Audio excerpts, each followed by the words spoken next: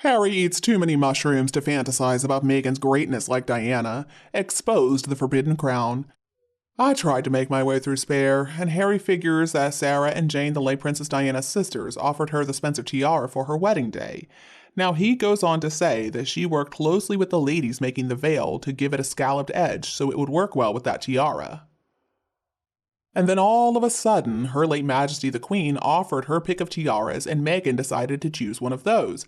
There is absolutely no way that she would have turned down the Spencer tiara for her wedding day if it had been offered to her. Let's not forget that Meghan claims to be the late Princess Di reincarnated. Did anybody else notice that? I don't believe it one bit.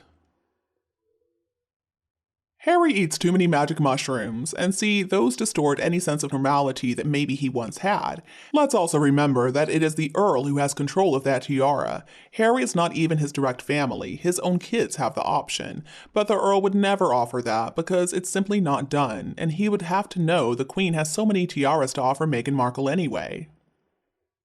The tiara is a part of the Spencer Jewels collection, and I think that it is the Earl Spencer who decides who is able to wear that. Now, I couldn't help but notice Harry left out the part where Meghan was given the choice of 3 tiaras, but she wanted to wear a different one. And that's where the whole Meghan gets what Meghan wants comes from, because supposedly that was also when the Queen told Harry, Meghan gets what I give her.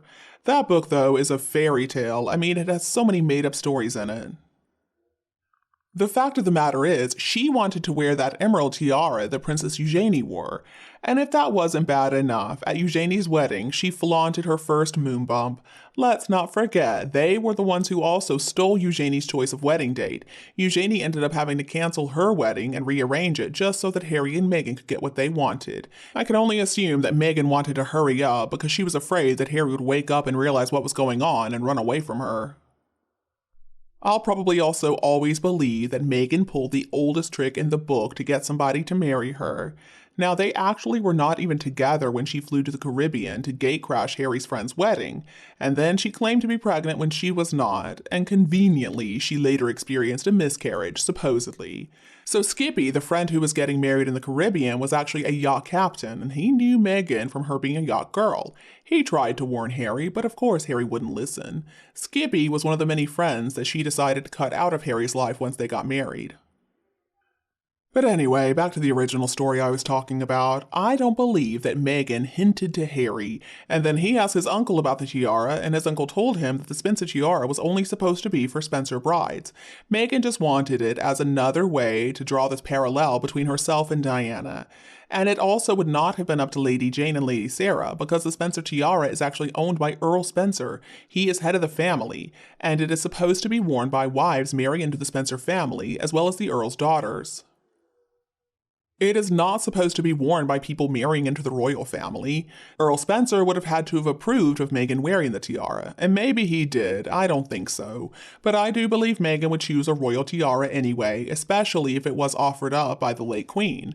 Now, as tempting as it could be to wear something so iconic, so connected to Diana, you know she would choose royal jewels any day of the week, and that's exactly what she got. Furthermore, if the Spencer tiara were actually offered to Meghan, you know she would have used it, because of a couple of reasons. So first of all, Diana wore it, and she would have also just loved the fact that Catherine did not have that option. And this is also why I want to believe that incident simply never happened. They would have offered Catherine the same courtesy. I mean, the future queen walking down the aisle wearing the Spencer tiara, just like her late mother-in-law, what a wonderful moment that would have been. The last time anybody wore the tiara was when his niece Celia got married back in June of 2018. If it was promised to her on her wedding day in June of 2018, there is no way they would have allowed Meghan to wear it just a few weeks before that. It would have ruined her special day. I don't think that it would have even occurred to them to offer it to Meghan. That was also the wedding that Meghan showed up to wearing what appeared to be a shower curtain and a roll of toilet paper on her head. I think for me, though, the most surprising thing about all this is that Harry really believes that people care about who gave whom a tiara. I mean, it is fun to make fun of how disassociated they are from reality, but most people have more important things to think about, like where is my next meal going to come from? Where am I going to sleep tonight? Are my family members safe today? It can be hard to listen to some people just go on and on about themselves as if anybody cares. Especially considering that supposedly she pitched a little fit when the queen wouldn't allow her to have a certain tiara. Now, if that had been the case, she just would have said, oh, well, I've already been offered the Spencer tiara, so I'm going to wear that instead. I'm sure that she would rather have worn the Spencer tiara than any of the royal collection tiaras because she is so obsessed with Diana. In her delusional mind, she is living Diana's life. It's like some kind of scary novel. Another thing is that it also would have been the only tiara that Catherine wouldn't have had access to because it's owned by the Earl Spencer privately. And considering that now she's got more access to the royal jewelry box, it would have been Meghan's way of getting one up on the future queen. We all know that Meghan wants to be the reincarnation of Diana, so this would have suited her just fine. Actually, I understood this as Meghan wanting to wear it, but they told her no. And then the Queen tried to make things better by giving her a choice from her collection, because there is no sane woman who would marry that idiot. I've got a sneaking suspicion that it was the Spencer tiara that caused Tiara Gate, because the Queen could not have given her permission to wear it. Meghan expects us to believe that the late queen told her, oh yeah, do come over. Whatever. And to Buckingham Palace, seriously? I would guess the collection of precious tiaras is held in the vaults of Windsor Castle anyway. But as Meghan said in the Oprah interview, she just picked up the phone and talked to Her Late Majesty the Queen, and she said, it's what we do. The two of them are so full of crap. And then Harry's delusion of the scalloped-edged veil. Who wrote that? I mean, so was it the Queen who had an issue with the veil? I mean, if not, then who was it? Men would never have a say in what a bride was going to wear, and younger women wouldn't really care either way. So basically, that rules out everybody except Her Late Majesty the Queen, Camilla, and Anne. And I don't see why any of them would want to be involved in that conversation. I think Princess Anne wouldn't even consider asking. She just isn't interested in stuff like that.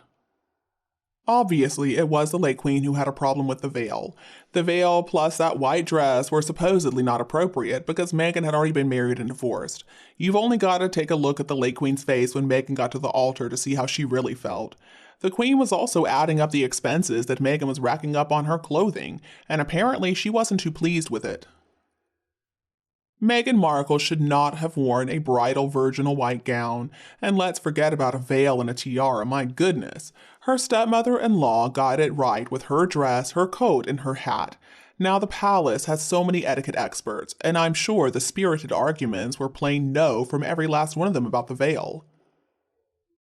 But I guess when you're dealing with a rabid, rude bridezilla who's being supported by her equally rude husband who has no idea what's going on and who doesn't even realize that he's a brat, I guess you do need to pick your battles. And you, what do you think about them? Please tell me your opinion below in the comments. If you preferred our video today, don't be afraid to like and share it with your friends and family who would like it anytime you want. And don't be afraid to click the subscribe button to get more updates in the future. Thank you so much for tuning in, have a lovely weekend, and we'll be back to see you all tomorrow.